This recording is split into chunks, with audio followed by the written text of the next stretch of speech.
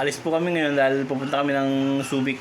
Pipick upin namin yung biniling wheelchair. Nabili na po yung wheelchair na electric wheelchair sa Maynila. Tapos pinadala ng hipag ko dito sa Subic via Victory Liner. So pipick upin po namin ngayon. So yung electric wheelchair na pinapangarap ko, natupad na po. Mamaya pagkabalik namin, ipapakita ko rin sa inyo kung paano i-operate. Palista po kami. Palista po kami. Punta kami ng Subic. Pick upin namin yung wheelchair na pinadala galing ng Maynila.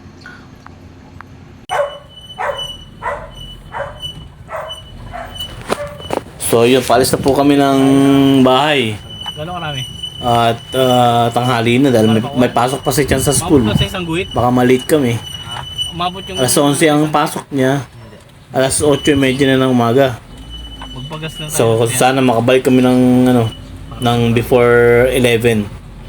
Kasi papasok sa school si Chance. So anyway, palisa po kami. Pipick upin namin yung electric wheelchair na pinabili ko sa Manila. Kung naalala nyo po, meron akong dalawang vlog na na naghahanap kami ng wheelchair last time, ng electric wheelchair sa Olongapo. Ang problema, walang mabilihan sa Olongapo maliban sa isang shop. Sobra naman ang mahal. Ang halaga po ay 50,000 pesos. Ang halaga ng wheelchair na nakita namin sa Olongapo. Ang nag-research kami sa internet. Nakakita kami ng shop sa Manila, sa Tondo. So nagpabili ako doon sa hipag ko. Total malapit yung hipag ko doon. Silang pinakiusapan ko na bumili ng wheelchair sa Manila. At kahapon nga nabili na nila at pina-shipping na nila dito sa Olongapo, dito sa Subic via Victory Liner Drop and Go.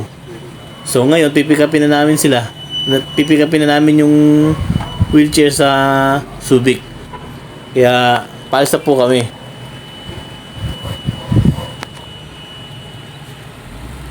So yun, gusto ko lang magpasalamat sa kapatid ko na siya nag-sponsor ng electric na wheelchair.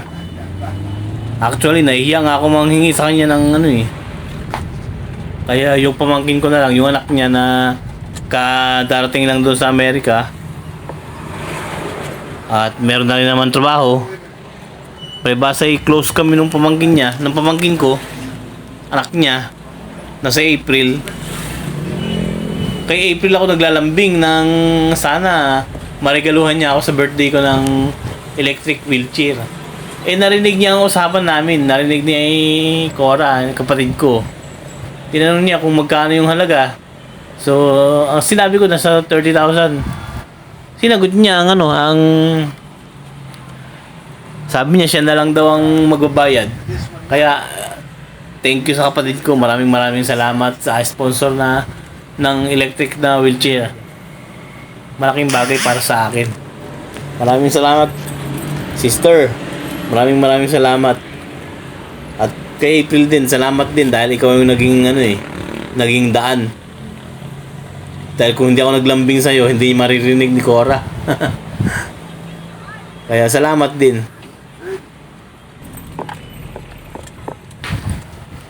So, pagkatapos na namin magpagasolina, ay umalis na kami. Dumiretso na kami. Nauna nang umalis sila Ate Sheila kasama yung asawa niya. Yung kulong-kulong kasi nung asawa ni Ate Sheila yung inarkil ako para doon ikarga yung wheelchair. Nauna na sila dahil nagpagasolina pa kami. Kaya habol na lang kami.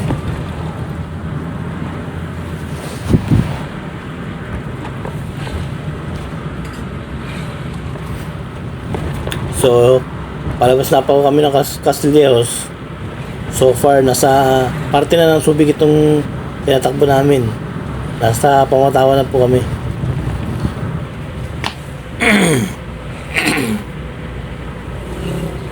Excited na rin po ako na makita yung wheelchair at masubukan.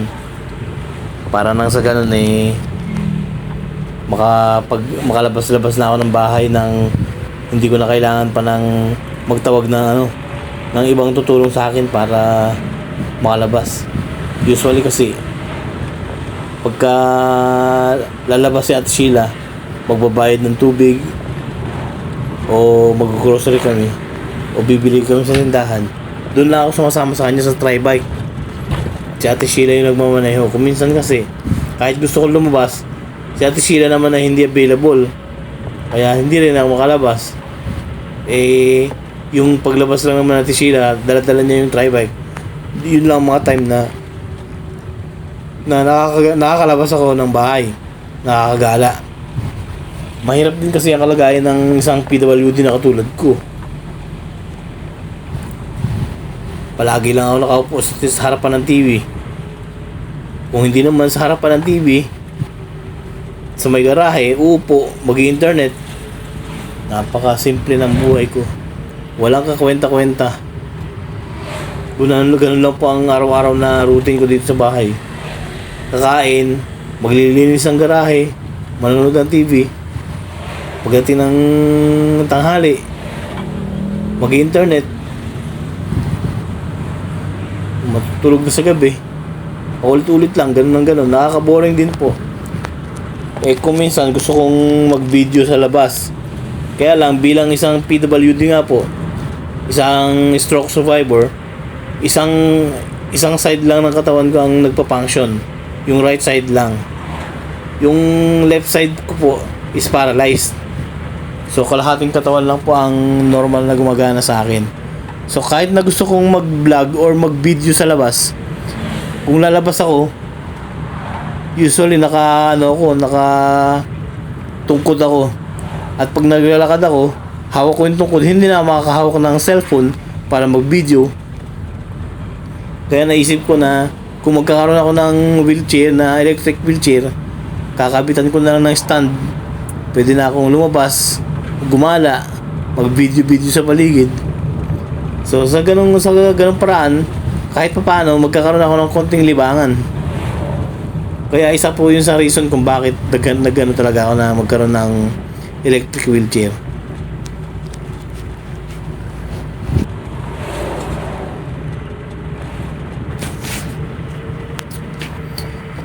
So yun nga po.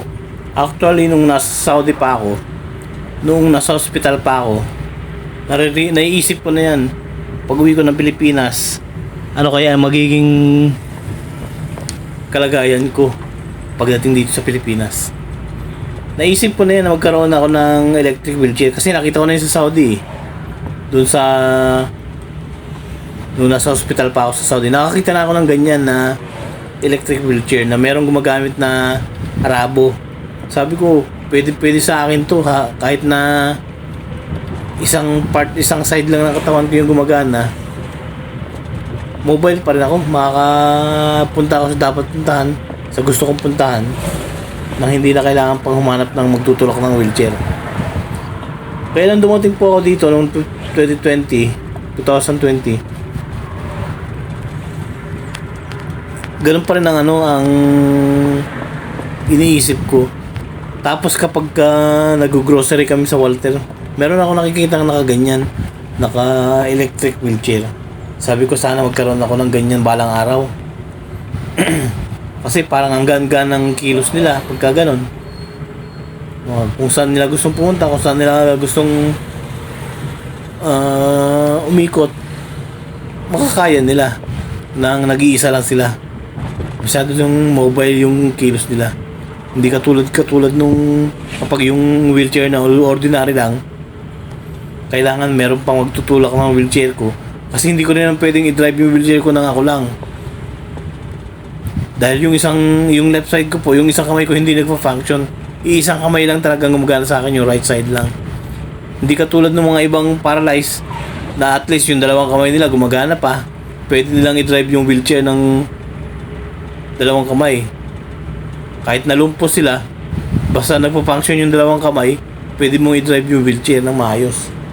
Hindi katulad ko po, na isang kamay lang talaga ang gumagana. Yung left side ko talagang paralyzed na po, hindi gumagana. So, ang pinakamaano na lang, pinakamagandang paraan para makakilos ako, yung electric wheelchair nga po talaga. Yun po ang naisip ko. Na sana nga, dumating ang panahon na merong mag-sponsor sa akin. Kaya kasi wala na po akong trabaho. Kahit naman sabihin ko sa asawa ko na bilihan ako ng wheelchair, masyadong mahal. Masyadong mabigat para sa kanya. So hindi ko na lang inano sa asawa ko. Sinabi na bilihan niya ako ng wheelchair. Dahil unang-una, hindi niya rin papayagan ako na magkaroon ng electric wheelchair dahil unang-una hindi kaya ng budget namin. Ikalawa, sabi niya sa akin, lalo daw akong tatamarin lumakad. May katwiran naman talaga siya. Totoo naman yun na kapag may electric wheelchair ako, baka sakali, baka nga maging tamad na ako sa paglalakad. Pero hindi naman kasi po yun ang point eh. May dahilan po kung bakit gusto ko talaga magkaroon ng electric wheelchair. Kasi kahit naman meron akong electric wheelchair na, maglalakad pa rin ako ng manual, yung lakad lang na na talagang lakad. Kasi yun ang pinaka-exercise ko eh. Yung wheelchair ko po, may ibang reason kung bakit gusto ko rin magkaroon ng electric wheelchair. Unang-una na nga yung mobile ang galaw mo. Masyado ang mobile. Bukod doon, gusto ko rin mag-video, mag-vlog. Sa ganung paraan ay malilibang po ako. Umiisip po ako ng mga paraan kung paano ako magiging pakipakinabang sa pamilya namin o sa asawa ko. Baka sakaling magkaroon pa ako ng pakinabang. Yun lang po ang mga tanging paraan na naisip ko eh. Tapos, nung makalis yung pamangkin ko, makarating sa Amerika, nagkaroon siya ng trabaho doon. Palibhasa ay close nga kami ng batang yun. Sinubukan ko maglambing sa kanya nung minsan magkausap kami. Sinabi ko sa kanya na regaluhan mo naman ako sa birthday ko. Malapit na ang birthday ko eh. Sabi ko, March po kasi mag-birthday na ako. Mag-57 na ako. Ay, 56. No, 55. Mag-55 na ako sa Matanda na po talaga. Mag-55 na ako sa March next year. Sakto naman, nauuwi daw silang buong pamilya, kasama yung kapatid ko, yung mga anak niya. Tapos siya sa April, magbabakasyon sila sa Pilipinas dahil supposed to be October sila next year uuwi. Dahil 80th birthday ng nanay namin. Gustong umuwi ng kapatid kong babae para makadalo siya sa birthday ng nanay namin. Kasi 80 anyos na po eh. At hindi pa nakikita ng nanay ko yung mga apo niya sa Amerika. So yun ang plano po ng kapatid ko, dadalhin niya yung mga apo niya, ay mga anak niya, mga apo ng nanay ko, para makita nila ang lola nila dito sa Pilipinas.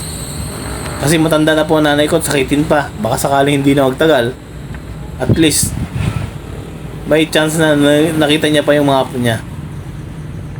Yun po ang initial na plano ng kapatid ko. Kaso hindi nga matutuloy dahil masyadong mahal ang ticket ng by October by March medyo mura daw ang ticket.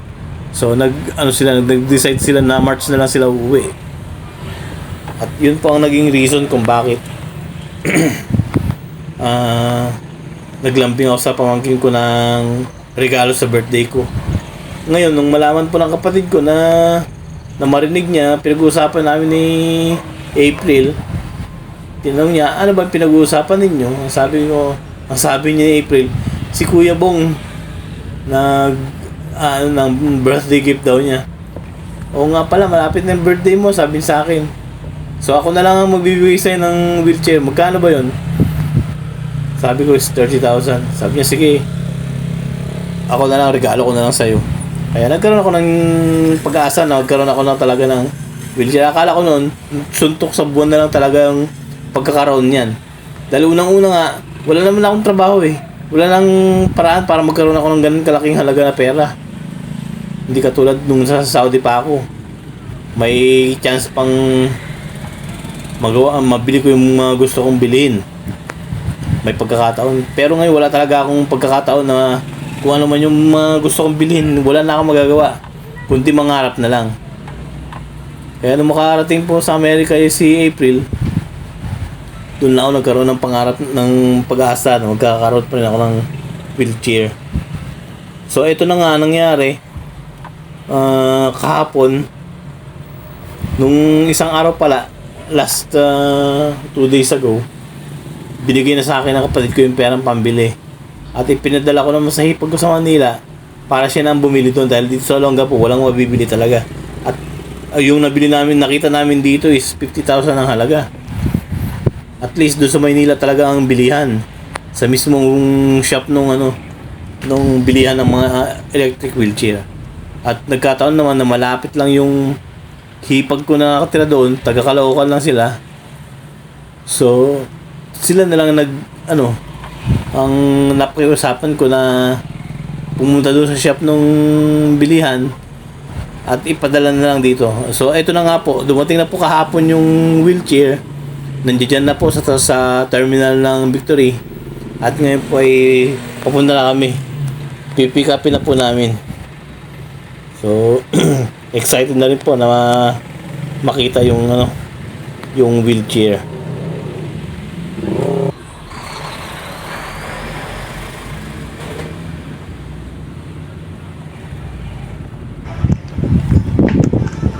Nasa parting Kalapandayan na po kami. At ilang minuto na lang nasa Kalapakuan na kami. Malapit na po kami. Kung nasaan ang drop and go ng Victory Liner, yung office nila.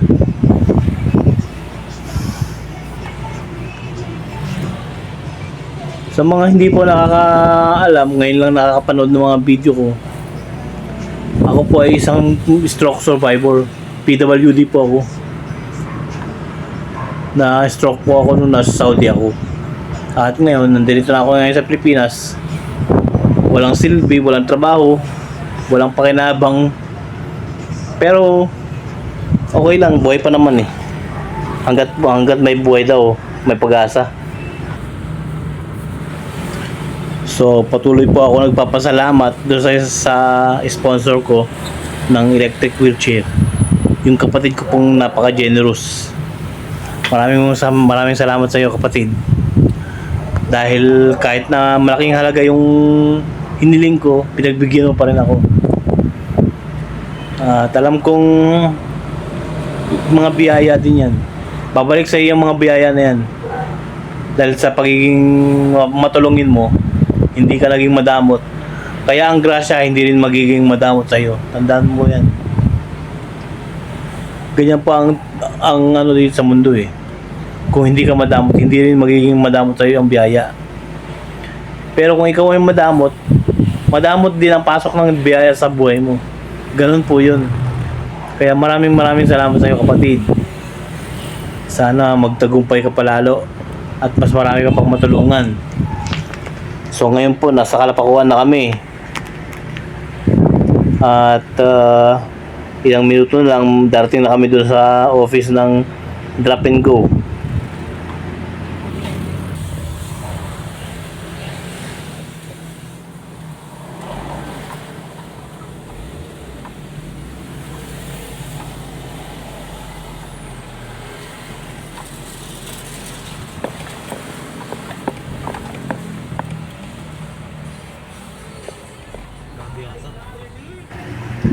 So andito na po kami sa may area sa Kalapakuan. Dito po yung office ng Drop and Go.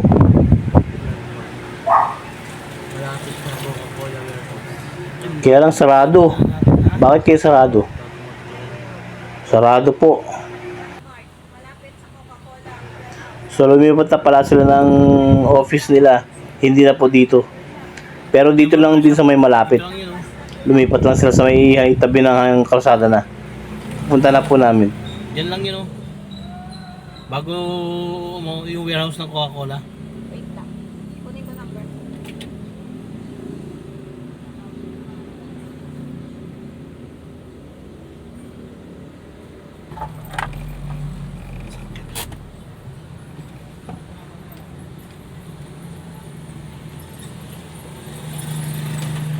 Ito. Ito po yung barbershop. Ito drop-in ko. Ha? Ito drop-in ko. Ayun. Ito pala yun.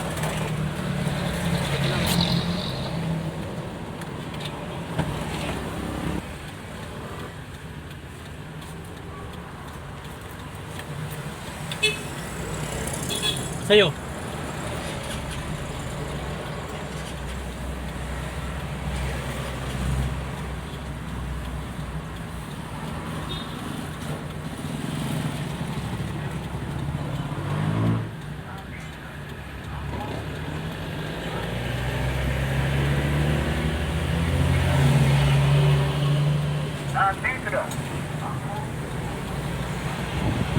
Bandang huli, natagpuan na rin namin yung office nila.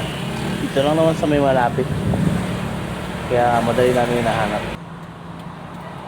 So ayun na po yung mismong drop and go na shop nila.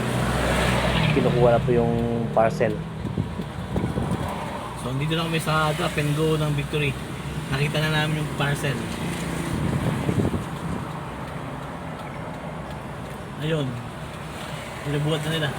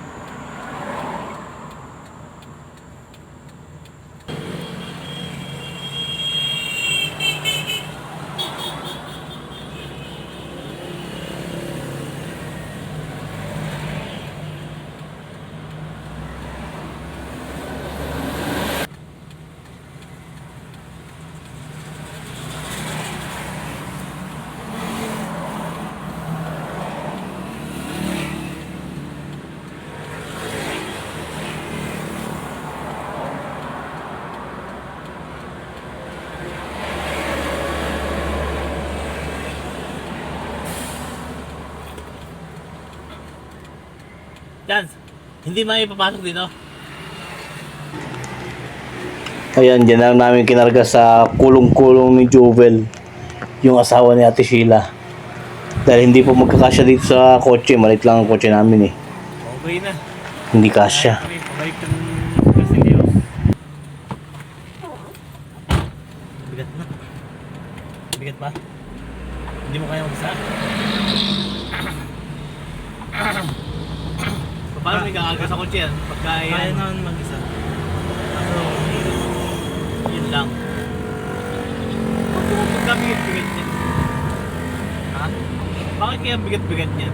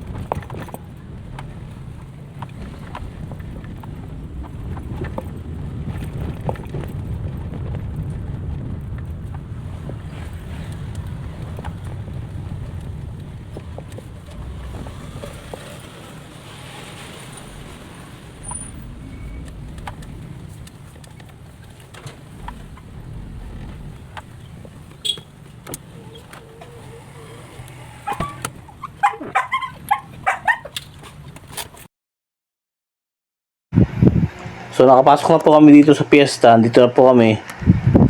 At nandito na po kami sa may bahay. Ayan na po ang bahay namin. Next video naman po yung pag-ooperate. Masyado na po mahaba yung video eh.